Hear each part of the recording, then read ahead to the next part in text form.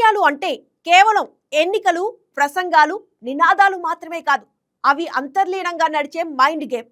ఎవరు ఏ సమయంలో ఏ అడుగు వేయాలి, ఎవరిని నమ్మాలి, ఎవరిని దూరంగా ఉంచాలి, ఎప్పుడు మౌనంగా ఉండాలి, ఎప్పుడు దూకుడుగా మాట్లాడాలి, ఇవన్నీ రాజకీయాల్లో విజయాన్ని నిర్ణయించే కీలక అంశాలు. ఈ వ్యూహాల రచనలో అందరూ నిపుణులే అయినా అందరివి సఫలమవుతాయని చెప్పలేం. కొందరివే చరిత్రను మలుస్తాయి. తెలంగాణ రాజకీయాల విషయానికొస్తే ఒకప్పుడు ఈ వ్యూహాల్లో అగ్రస్థానంలో నిలిచిన వ్యక్తి కేసీఆర్. ఇప్పుడు ఈ వ్యూహాలను పనడంలో సీఎం రేవంత్ ఆరితేరిపోయారు. ప్రస్తుతం రేవంత్ కు గుడ్ టైం నడుస్తోంది. ఆయన వ్యూహాల ముందు బీఆర్ఎస్ నేతలు తేలిపోతున్నారు. ఇంతకీ రేవంత్ వ్యూహాలేంటి, బీఆర్ఎస్ నేతల వైఫల్యం ఏంటి? Let's watch the story.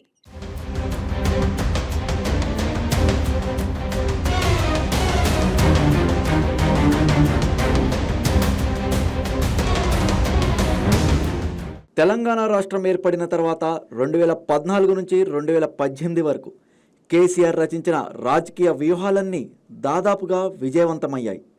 ఉద్యమ నాయకుడిగా, తొలి ముఖ్యమంత్రిగా ఆయనకున్న ఇమేజ్, పరిపాలనపై పట్టు, మీడియాపై ఆధిపత్యం ఇవన్నీ కలిసి కేసీఆర్ను అపరాజితుడిలా నిలబెట్టాయి. ఆ రోజుల్లో కేసీఆర్కు ఎదురు లేదు. ఆయన తీసుకునే నిర్ణయాలే చట్టం. మీడియా ఆయనకు వ్యతిరేకంగా మాట్లాడాలంటే 2 సార్లు ఆలోచించాల్సిన పరిస్థితి.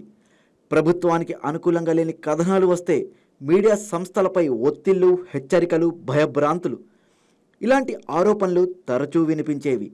ఫలితంగా పెద్ద ఎత్తున మీడియా కేసీఆర్ చుట్టూ గోడలా నిలిచింది. కానీ రాజకీయాలలో శాశ్వత విజయాలు ఉండవు. కాలం మారుతుంది, పరిస్థితులు మారుతాయి, ప్రజల మనసులు కూడా మారుతాయి. 2 కీలక ఉప ఎన్నికల్లో పరాజయం, ఆ తర్వాత గ్రేటర్ హైదరాబాద్ మున్సిపల్ కార్పొరేషన్ ఎన్నికల్లో ఊహించని ఫలితాలు ఇవన్నీ కేసీఆర్ రాజకీయ జీవితంలో ఒక మలుపు. అప్పుడే ఆయనకు బ్యాడ్ టైం ప్రారంభమైందని చెప్పాలి. అధికారం దూరమైన తర్వాత పరిస్థితి పూర్తిగా మారిపోయింది. ఒకప్పుడు కేసీఆర్ పేరు వినిపించగానే ప్రత్యేక కథనాలు, బ్రేకింగ్ న్యూస్లు వచ్చేవి. ఇప్పుడు మాత్రం ఆయన చుట్టూ ఉన్నది కేవలం గులాబీ మీడియా మాత్రమే. మిగతా మీడియా పెద్దగా పట్టించుకోవడం లేదు. ఇది రాజకీయాల్లో అధికారానికి, మీడియాకు మధ్య ఉన్న సంబంధాన్ని మరోసారి రుజువు చేసింది.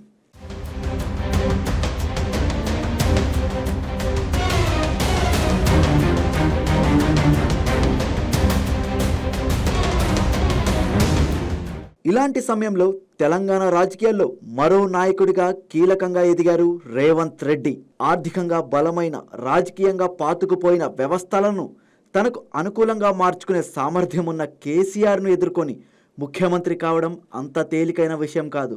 కానీ రేవంత్ రెడ్డి అది చేసి చూపించారు.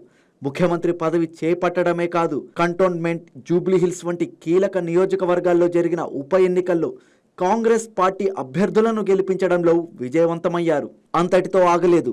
స్థానిక సంస్థల ఎన్నికల్లో కాంగ్రెస్ పార్టీ 3వ వంతుకు పైగా స్థానాలను దక్కించుకోవడం రేవంత్ రెడ్డి వ్యూహాత్మక రాజకీయానికి నిదర్శనం. ఇదే ఊపులో పురపాలక, నగరపాలక ఎన్నికలకు సిద్ధమవుతున్నారు. ఇప్పటికే ఓటర్ల జాబితాల తయారీ కూడా ప్రారంభమైంది. ఈ మొత్తం ప్రక్రియలో గులాబీ మీడియా, గులాబీ పార్టీ అనుకూల సోషల్ మీడియా రోజు బురద చిమ్ముతున్న, విష ప్రచారం చేస్తున్న రేవంత్ రెడ్డి వెనుకడుగు వేయడం లేదు. పైగా ప్రతి విమర్శను, ప్రతి అడ్డంకిని ఒక పాఠంగా తీసుకుంటూ ముందుకు సాగుతున్నారు.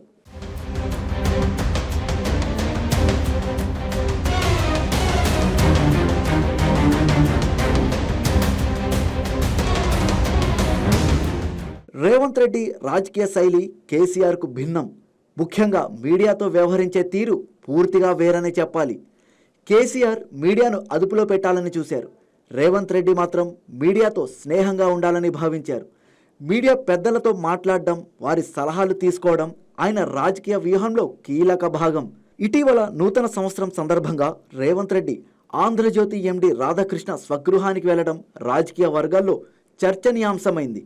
ఒక ముఖ్యమంత్రి స్వయంగా మీడియా అధిపతి ఇంటికి వెళ్లడం చాలామందికి ఆశ్చర్యాన్ని కలిగించింది.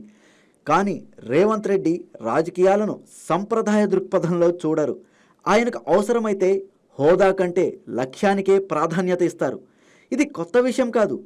పిసిసి అధ్యక్షుడిగా బాధ్యతలు చేపట్టిన తర్వాత ఆయన ఎన్టీవీ, టీవీ5, ఏబిఎన్ ఆంధ్రజ్యోతి కార్యాలయాలకు స్వయంగా వెళ్లారు. ఆయా ఛానల్స్ యాజమాన్యాలను నేరుగా కలిశారు. తెలంగాణలో కాంగ్రెస్ పార్టీ అధికారంలోకి రావాల్సిన అవసరాన్ని వారికి వివరించారు. కేవలం సపోర్ట్ మాత్రమే కాదు, సలహాలు కూడా స్వీకరించారు. ఆ సలహాలను ఆచరణలో పెట్టారు. వ్యూహాలను నేల మీద అమలు చేశారు. ఫలితంగా కాంగ్రెస్ పార్టీ అధికారంలోకి వచ్చింది. అధికారంలోకి వచ్చిన తర్వాత కూడా రేవంత్ రెడ్డి ఆ మీడియా సంస్థలను దూరం పెట్టలేదు. కానీ వారిని తనకు భజన చేసే మాధ్యమాలుగా మార్చుకునే ప్రయత్నం కూడా చేయలేదు. పరిపాలనలో వేగం చూపిస్తూ అదే సమయంలో మీడియాతో సమన్వయం కొనసాగించారు. దీనివల్ల యాజమాన్యాలు కూడా రేవంత్ రెడ్డికి సానుకూలంగా మారాయి. ఇది రేవంత్ రెడ్డి చాణక్యానికి నిదర్శనం.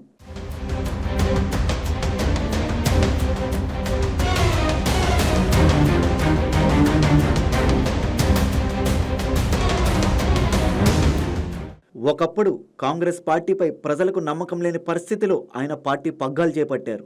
సీనియర్లు విమర్శించారు. కొందరు కురవృద్ధులు అడ్డగోలుగా మాట్లాడారు. కేసీఆర్ అడ్డుపుల్లలు వేశారు. అయినా కూడా ఇవన్నీ తట్టుకొని రేవంత్ రెడ్డి ఈ స్థాయికి చేరుకున్నారు. నేడు రాజకీయాల్లో చాణక్యాన్ని ఎలా ప్రదర్శించాలో రేవంత్ రెడ్డి ప్రాక్టికల్గా చూపిస్తున్నారు. ఆయన వేసే ఉచ్చుల్లో గులాబీ పార్టీ నాయకులు పడుతూ గిలాగిలా కొట్టుకుంటున్నారు. ఒకప్పుడు ఈ పరిస్థితి కాంగ్రెస్ పార్టీలో ఉండేది. ఇప్పుడు పరిస్థితి తలకిందులైంది. అయితే అధికారంలో ఉన్నామనే అహంకారం రేవంత్ రెడ్డిలో కనిపించడం లేదు. ప్రజలు ఇచ్చిన అవకాశంగా మాత్రమే ఆయన దీనిని చూస్తున్నారు. అందుకే గులాబీ పార్టీ నేతలు ఏ స్థాయిలో ఆరోపణలు చేసినా అవి ఆయనపై పెద్దగా ప్రభావం చూపడం లేదు. ప్రజల్లో వ్యతిరేకత స్వరం కూడా పెద్దగా వినిపించడం లేదు. ఇదే తెలంగాణ రాజకీయాల్లో ప్రస్తుతం కొనసాగుతున్న కొత్త అధ్యాయం. కేసీఆర్ శకం ముగిసిన చోట రేవంత్ రెడ్డి వ్యూహాల శకం ప్రారంభమైందా అనే ప్రశ్నకు సమాధానం కాలమే ఇవ్వాలి.